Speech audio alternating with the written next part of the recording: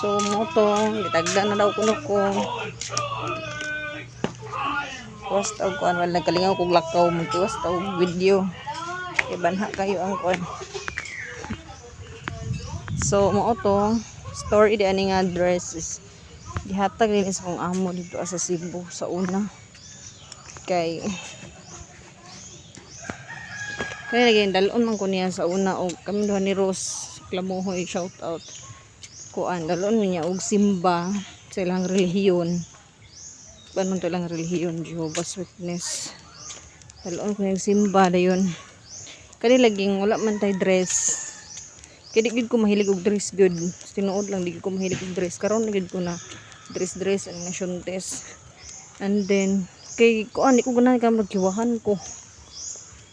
Kuan mo nang iya kung gihatagan aning dress. Actually duha man sila ka buok kilo tong isa na pud gyapon ho karon.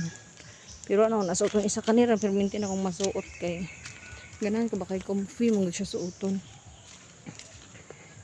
Dayon sa moto siya story adto kan aw ani nga dress.